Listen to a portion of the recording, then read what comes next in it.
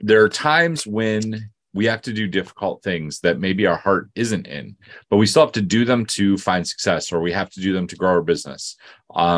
There are some things like, I don't know. It's always interesting to me, people that like, how do you justify the two of those? Because sometimes there are things that you have to do that maybe don't feel in line, or maybe I wrote some copy that didn't feel in line, but I have to get copy out, and it has to be in the world, right? Like, and I'm out of time. I don't have any more resources to put into it, and something has to get done. Talk to me about how that works with the people that you've worked with. Right.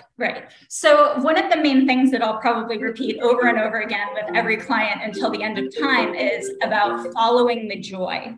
So, if you are in a place where something really has to get done, but it is really outside your place of joy, it actually brings your vibration down pretty far to do it or deal with it.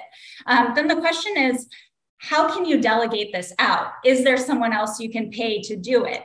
How can you kind of take this off your plate? And that might not always be the immediate thing, right? If you have copy that needs to go out, for better or worse, that stuff needs to go out, right? So sometimes it's not an in the moment action, but actually a future action to increase your joy over time. And maybe you find that the copywriting isn't actually the problem. It's this other stuff that comes and crowds your plate that is taking away the joy from the copywriting or whatever the task is, right? So it's kind of this ongoing conversation of like, okay, but what do you actually really like doing? What is the thing that lights you up? And you can always tell when someone has hit the nail on the head because their whole body language changed, right? Their energy is immediately uplifted. People know intuitively what they love and need to be doing.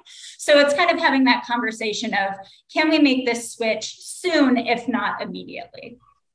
Okay, got it.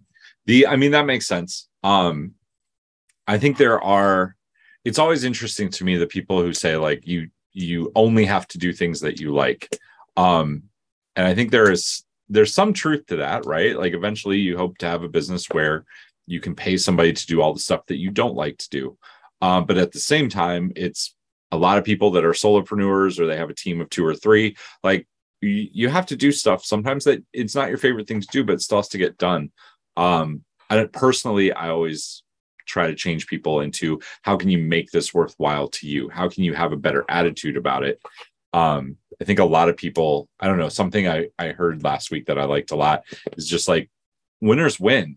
And like, you figure out a way to make it fun, or make it at least enjoyable enough that you do it with a positive attitude. Because really we control our attitude more than anything.